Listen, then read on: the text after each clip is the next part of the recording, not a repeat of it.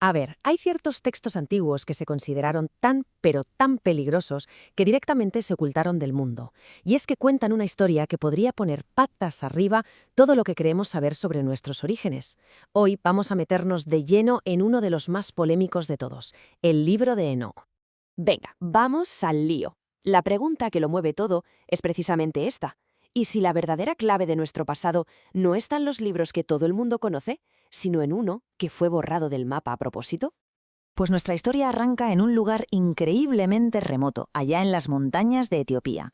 Imaginad esto, un monasterio que parece casi colgado de un precipicio.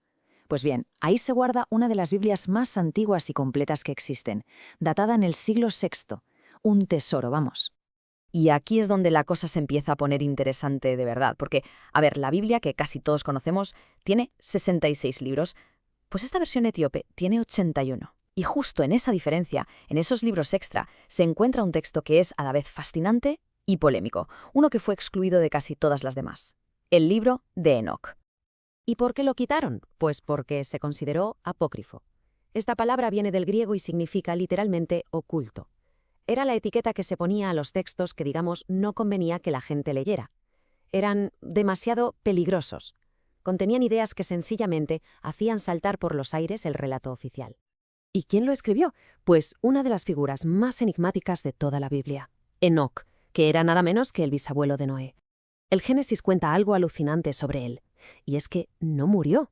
El texto dice tal cual, que desapareció porque Dios se lo llevó. Así, sin más, un misterio brutal desde el primer momento. Y esto es lo fuerte.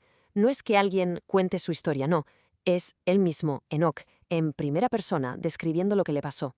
Habla de que fue llevado a los cielos, de que vio casas de cristal y luces que parpadeaban, y de algo que era sencillamente imposible para su época, ver el planeta Tierra ahí abajo, flotando.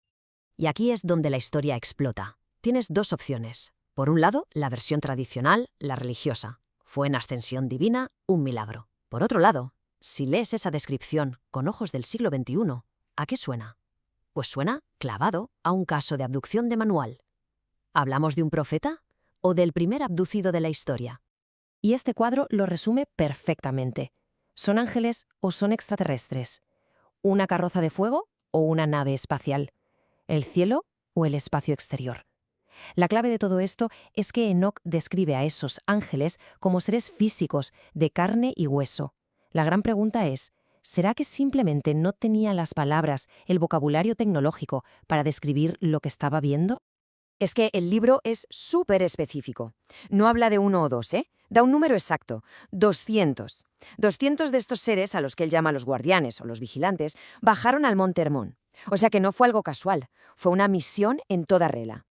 Pero, a ver, ¿quiénes eran exactamente? El texto insiste una y otra vez. Eran seres físicos. Enoc los llama los brillantes, y no como una metáfora. Es que al parecer irradiaban una luz tan potente que casi no se les podía mirar. Tenían líderes, ojo, con nombres como Semiyaza y Azazel, que seguro que nos suena de algo. Su misión, en teoría, era simple, guiar a una humanidad que estaba en pañales. Pero algo salió muy, muy mal. Rompieron la regla número 1, no interferir. Se mezclaron con mujeres humanas, y de esa unión prohibida nació una descendencia híbrida, a la que otros textos antiguos llaman los Nefilim, una raza de gigantes violentos que lo pusieron todo patas arriba. Y esto, claro, le da una vuelta de 180 grados a la historia del diluvio universal. Según Enoc, no fue un castigo por los pecados de la gente, fue, más bien, una medida desesperada. Una operación de limpieza a escala planetaria para borrar del mapa a los Nefilín y a sus padres, los guardianes caídos, una especie de reseteo cósmico. La historia ya de por sí es alucinante, ¿verdad? Podríamos dejarlo aquí, como un mito increíble. Pero, ¿y si hay más? ¿Y si este conocimiento prohibido no solo se escribió en rollos de papiro? ¿Y si también se grabó en piedra, a una escala monumental?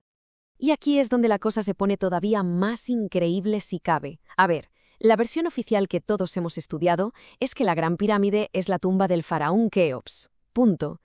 Pero, cuidado, porque hay historiadores árabes muy antiguos que cuentan una historia completamente diferente. Dicen que fue construida por un rey llamado Saurid, a quien identifican directamente con Enoc. Y lo más fuerte, la construyó antes del diluvio. ¿Y para qué? ¿Para qué semejante hora? Pues según estos textos, no era una tumba, era una especie de caja fuerte, una bóveda del tiempo para guardar a buen recaudo todo el conocimiento de los guardianes, astronomía, matemáticas, de todo, y salvarlo del diluvio que se venía encima.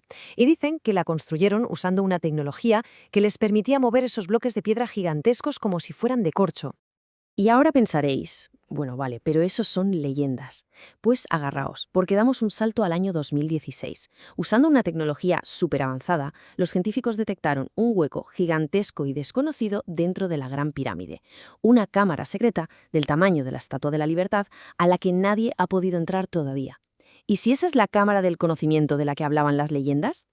Y para cerrar el círculo, para atar todos los cabos, volvemos a las palabras del propio Enoch, porque antes de su partida final dejó caer una auténtica bomba, una profecía. Dijo que los guardianes le prometieron que volvería a la Tierra, pero que no sería pronto, que para entonces habrían pasado miles de años. Así que nos quedamos con esto, con esta pregunta final que lo resume absolutamente todo. Si la profecía es cierta, si Enoch, o lo que sea que fue Enoch, regresa, ¿qué es lo que estamos esperando en realidad? ¿El retorno de un profeta santo, como esperan tantas religiones? ¿O la vuelta de un antiguo astronauta? ¿De un viajero estelar que regresa a casa para ver cómo ha crecido su experimento? La respuesta, quizá, todavía esté por escribirse.